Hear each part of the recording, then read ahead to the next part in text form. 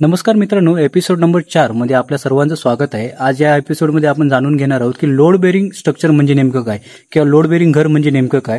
आपण नेहमी मार्केटमध्ये किंवा आपण बाहेर नेहमी ऐकत असतो की मी लोड बेरिंग घर बांधतोय किंवा मी आरसीसी घर बांधतोय. तर लोड बेरिंग ह्या घराचं स्ट्रक्चरचा नेमका म्हणजे काय उपयोग असतो किंवा त्याचे फायदे काय असतात किंवा काय तोटे असतात याच्याबद्दलची आज आपण माहिती घेणार आहोत.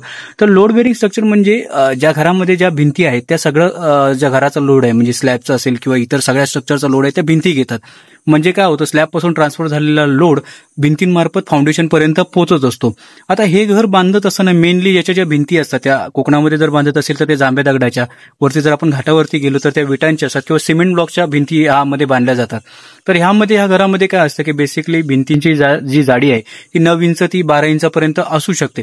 यामुळे काय होतं की घरामध्ये जो आपल्याला कार्पेट एरिया जो असतो किंवा आपल्याला जो वापरायला मिळणारा जो एरिया असतो तो कमी होतो, कारण भिंतींची जाडी नेहमी जास्त असते आणि त्याच्यामध्ये ते बराचसा एरिया त्याच्यामध्ये कव्हर करत असतात. सोबत लोड बेरिंग घरामध्ये काय असतं की लोड बेरिंग जर तुम्हाला सिंगल फ्लोअर म्हणजे एकच फ्लोअरचं जर घर बांधायचं असेल तर लोड बेरिंग स्ट्रक्चर तुम्ही नेहमी प्रेफर करावे. जर तुमच्या डोक्यामध्ये असं असेल की मला G+1 स्ट्रक्चर बांधायचं आहे किंवा मला G+2 स्ट्रक्चर बांधायचं आहे तर लोड बेरिंग घर आपण प्रेफर करत नाही, कारण त्याला लोड कॅरी करण्याची किंवा लोड बेरिंग करण्याची कॅपॅसिटी ही एका फ्लोअरपुरती मर्यादित असते. त्यामुळे ह्या तुम्हाला लिमिटेशन्स येऊ शकतात.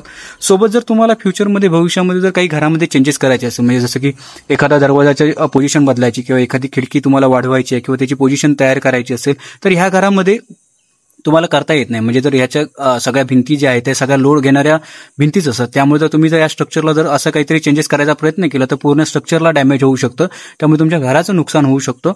सोबत लोड बेरिंग घरामध्ये कसं असतं की आरसी स्ट्रक्चर नाहीये किंवा कॉलम्स बीम्स नाहीत, त्यामुळे थोडीशी खर्चाच्या बाबतीमध्ये बचत होते आणि लागणारा वेळ सुद्धा हे स्ट्रक्चर बनवायला फार कमी असतो. त्यामुळे झटपट हे तुम्ही स्ट्रक्चर बनवू शकता आणि कमी खर्च म्हणजे याच्यामध्ये थोडेसे पैशांची लागत सुद्धा कमी लागते. त्यामुळे कसं स्टील किंवा सिमेंट हे कमी लागतं, त्यामुळे थोडंसं कमी खर्चिक दृष्ट्या पण हे लोड बेरिंग घर तयार होतं.